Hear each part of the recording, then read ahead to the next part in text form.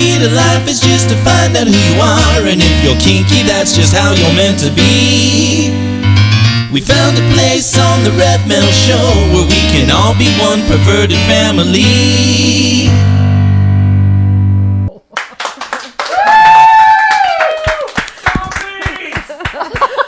Welcome back to the Rev Mel Show on TalkingSexRadio.com. And remember, we're going to be having a new home at the end of the month, so we may ask you guys to take off some of your photographs, and we'll be putting them back onto the new one. But I have something special here. I have my mentor, Colin. He loves Colin wants to make an announcement. Here is Colin, sir. Okay, well, I actually conned you into getting on the show this time. It's nothing to do with my birthday. This is something for you.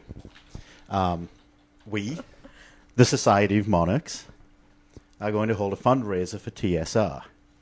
Yes! And what we're going to do is something a little different. It's sort of in a common theme around the holidays. We, along with Alexerder, are going to do the Talking Sex Radio fundraiser live dominant auction.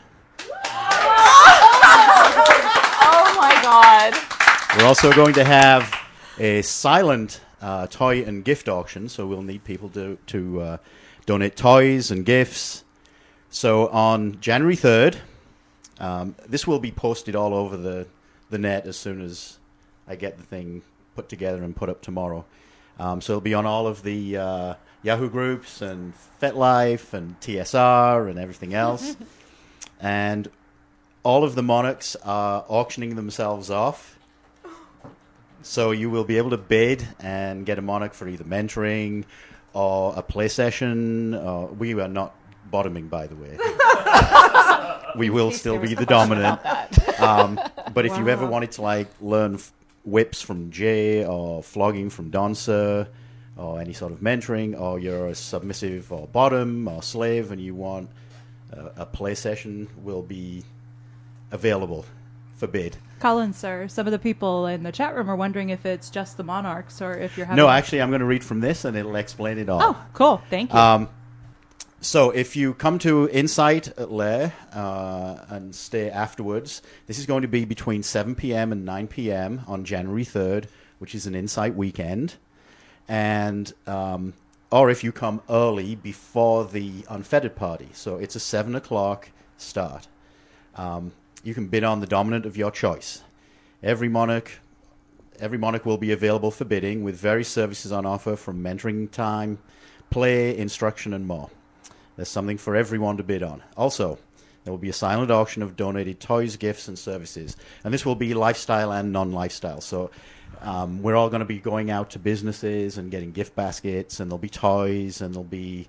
I'm sure my slave RNA will put up some services. I know that BDSM mentors and Dom Bootcamp are going to offer some, maybe a free class to bid on. Live auction bidding will start promptly at 8 o'clock. The silent auction will start at 7 o'clock and close at 9. Admission to the inside or unfettered party gets you bid tokens, and you can also purchase more bid tokens. A donation to the silent auction table gets you additional tokens. It's all going to be online. Any non-monarch dominant who offers a service in the live auction will also get extra bid tokens that they can pass on to friends or their slave submissive. People can pool their tokens, and they will be able to purchase additional bid tokens. We can't have cash given directly to us because that's selling our services. And Alexerder is also going to donate something to this fundraiser. And all silent auction bidding is for cash only and must be paid for that night. 100% of the proceeds go directly to Talking Sex Radio to keep quality kink programming on the air. So, on top of that, we decided that we sort of know exactly the sort of money you're looking for to get things rolling. So we had our Monarch meeting the other night, and I have a check for you for $500 from the Society of Monarchs. Here you go. You can just fill in whatever the name is that goes on there, and that'll sort of give you a little kickstart with the new program and the software that you need. That's what I say when people get you by for a few weeks. But hopefully the fundraiser will raise even more, and we'll be passing that along to you. Okay? And that's just a gift from the Monarchs. Aww. To get you going. All right, that's it. Back to the show. Yeah.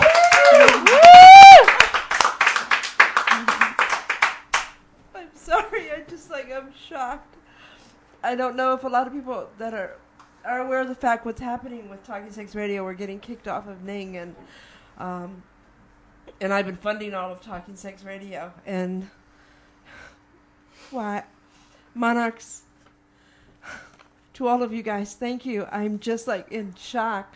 In fact, thank you. I can't even speak. What I want to do is I'm going to Boogie, take it over with your stories. Thank you so much. I need to compose. That! You're all goofy and shit.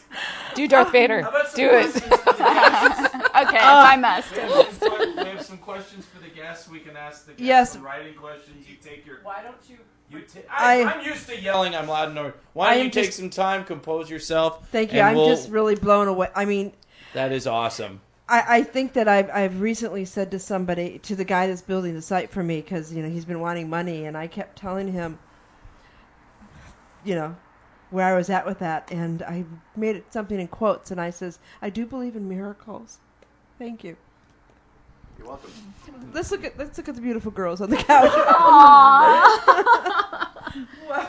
Aww. We had a dirty question that was sent in earlier. Of course. I would be surprised. It could go to either of you, but do your characters turn you on? When you're writing your stories, do your characters turn you on to the point of fantasy in your personal sex life? I'd say it goes both ways. It goes both ways. My personal sex life inspires the characters, and the characters inspire the sex life. So I'd have to concur. Yeah. So do you ever call out a Darth. character's name? All the time. I'm telling you, I'm buying the fucking outfit tonight. I did not know this personally. Another thing, here's a question I had, is do you find that your type of writing where it's like art imitates life, or do you enjoy just coming up with new things? Is it like John Lennon used to see a newspaper and he would write a song about what he saw in the newspaper?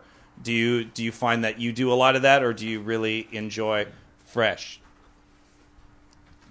I think it's a matter of finding fresh ways to tell what really happens. That's what's so nice about horror, is that monsters represent real life horrors, but now they've been embodied in this creature. And so, at least with my stories, and I think reading your stories and knowing what goes on in your life, I'm like, oh, that's how we're dealing with that. So I do the same thing. I think it's very therapeutic to find creative ways to tell more mundane stories, maybe.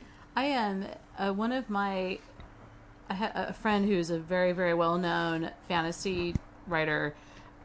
He told me once, and I think he's probably said this in his blog since, that a story is a little lie that appears to be true.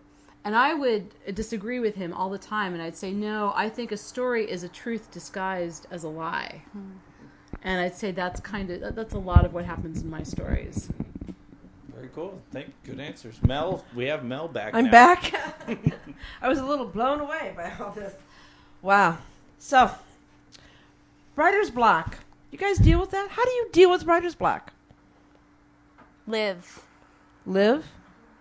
Just go on and...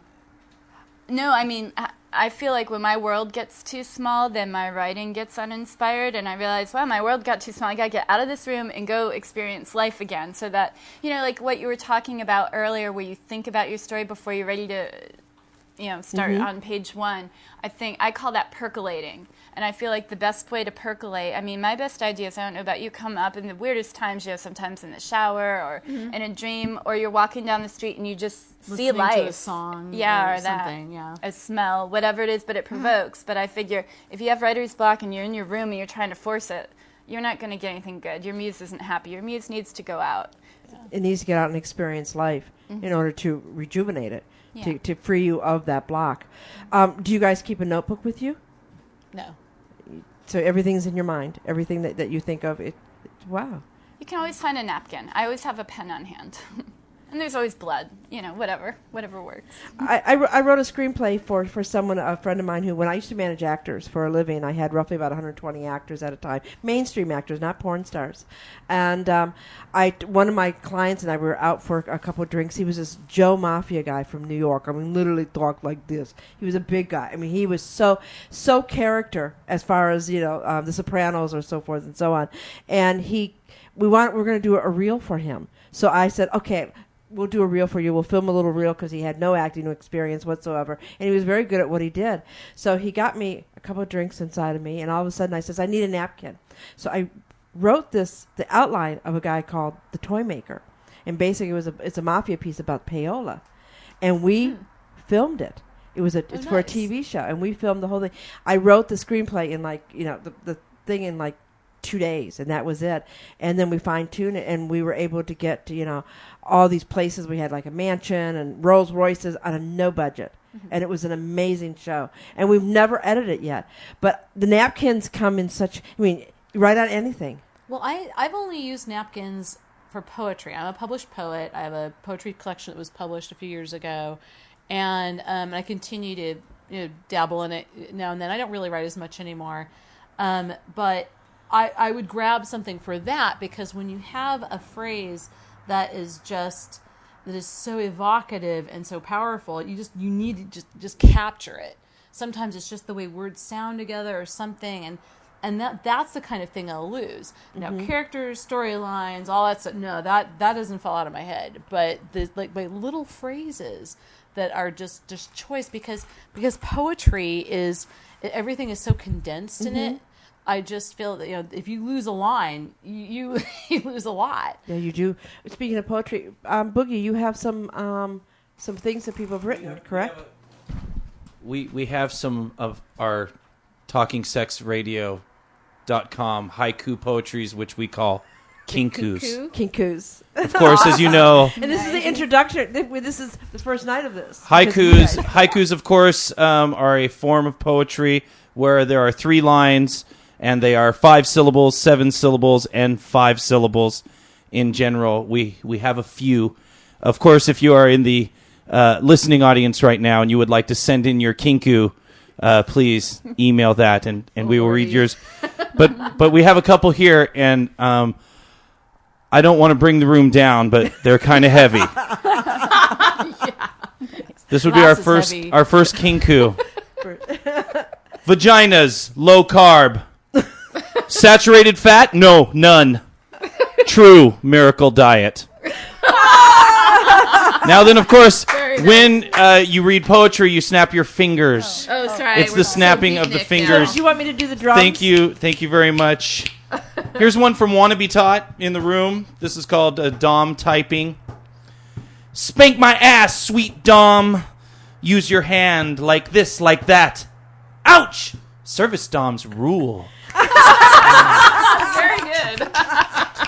Oh, sorry. In lines with our horror topic of the evening, this is called Kinky Frank.